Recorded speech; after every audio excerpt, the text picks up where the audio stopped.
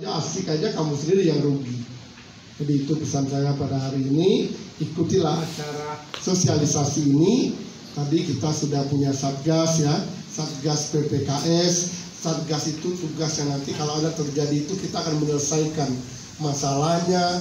Kalau perlu dilaporkan ke polisi, di tingkat Pemda juga sudah ada ini, Polda, Polresta, sudah ada semua ini perangkat ini. Nah dari tingkat perguruan tinggi, Satgasnya nanti yang akan melaporkan. Jadi semuanya sudah dipersiapkan oleh pemerintah, baik regulasinya, makanya kita harus mengadakan kegiatan ini. Jadi ini apa dampaknya? Perguruan tinggi kita, kalau dosen kita yang berbuat, perguruan tinggi kita yang akan berdampak. Ya Rabbil Alamin, hamdan syakirin, hamdan na'imin, hamdan yu'afi amahu wa yukafi mazida. Ya Rabbana wa lakal hamdu kama yanbaghi lil jalali wajhikal karimi wa azimi sultanik. Allahumma salli ala sayyidina Muhammad.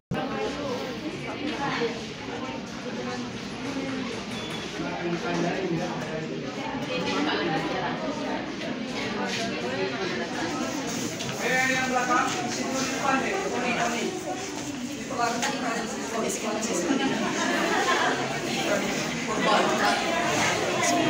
Korban seksual. Maju yang belakang. Yang di belakang. Nah ini se-YouTube semuanya.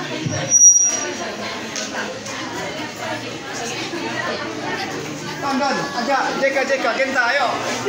Ayo isi ke depan semuanya. Pagi, luar biasa tetap. Saya tidak sendiri, di sini saya didampingi oleh teman saya, yaitu saya Furi Iskandar Isabili, selaku moderator acara sosialisasi perundungan dan pencegahan penanganan kekerasan seksual pada pagi hari ini. Untuk membuka acara pada pagi hari ini, marilah kita bersama-sama membaca lafaz basmalah. Bismillahirrahmanirrahim.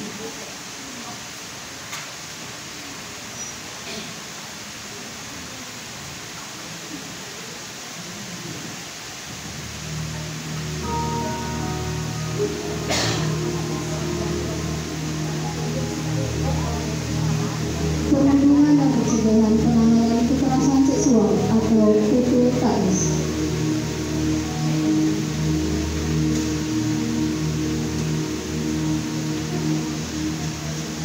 Menurut hukum nomor 13 tahun 2021 menyatakan bahwa kekerasan seksual adalah setiap perbuatan merendahkan, menghina, melecehkan, menyerang tubuh atau fungsi reproduksi seseorang karena ketimpangan relasi kuasa dan gender yang berakibat atau dapat berakibat penderitaan psikis dan fisik, termasuk yang mengganggu kesehatan reproduksi seseorang dan hilang kesempatan melaksanakan pendidikan tinggi dengan aman dan optimal. Hal ini menyatakan bahwa perundungan, kekerasan, dan pelecehan bukanlah masalah biasa. Terkadang korban kekerasan seksual merasa bingung, takut, tidak tahu harus merespon bagaimana, dan mereka hanya bisa terdiam. Tapi kita sengaja bungkam dan menyalahkan korban sebagai sebuah kebiasaan dan seringkali kekerasan seksual dianggap sebagai candaan. Kita tidak sadar mau sekecil dan sebesar apapun bentuknya, kejahatan tetaplah kejahatan. Setiap orang berhak mendapatkan kehidupan yang bebas dari rasa sakit dan trauma. Kalau kalian bagaimana? Don't hide it and speak out. Jangan sembunyikan dan berbicara. Mari kita sambut bersama-sama pemateri kita, Ibu Sylvia Tristianti Hidayat, MPD Kors.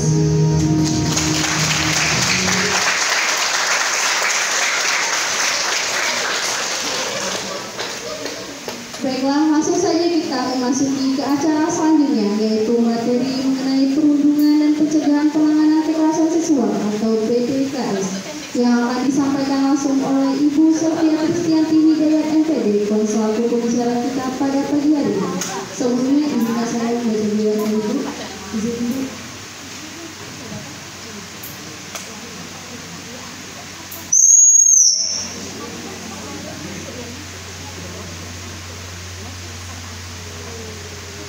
Baik, Sylvia Kristianti Hidayat MPDK, sering dipanggil dengan nama singkat Silvi, dilahirkan di kota Sukabumi, menikah dan dikaruniai 4 orang anak.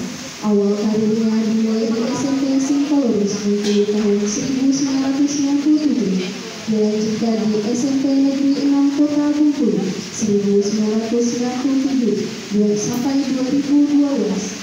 Saat ini bertugas sebagai konselor di SMK Negeri 3 Kota Bengkulu.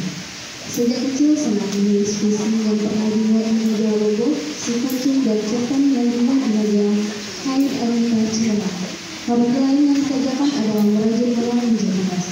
Karya lain yang pernah ditulisnya antologi cerpen Karya Kecil dalam Lorong Itu 2018, Jauh Sebelum Hari Ini 2020, Delusi 2020, Belajar Dari Yang Jatuh 2020, Ronanis Kaos 2021, Antara Waktu 2021, Alone 2021, Pada Zaman Dahulu 2022, Sebuah Janji 2022, Luka Batin 2022, Antara Aku, Kau dan Dia 2022, Antologi esai Bunga Nusantara untuk Perlindungan. Baik, terima kasih moderator, luar biasa semuanya. Tepuk tangan buat kita semua.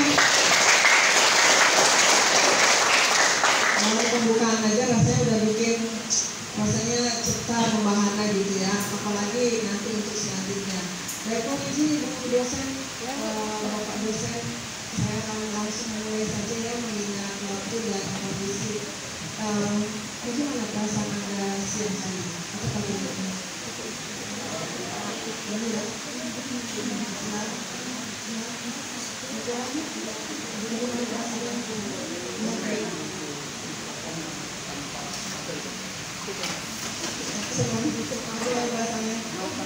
Sehat dan senang, happy juga.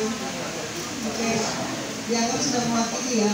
Senang sekali pagi hari ini saya bisa berada di para kalian mahasiswa analis Akademi Analis Harapan Bangsa yang saya tadi sudah dikenalkan oleh mulai saja ya. Saya mau lihat dulu kesiapan semuanya. Ada lagu begini.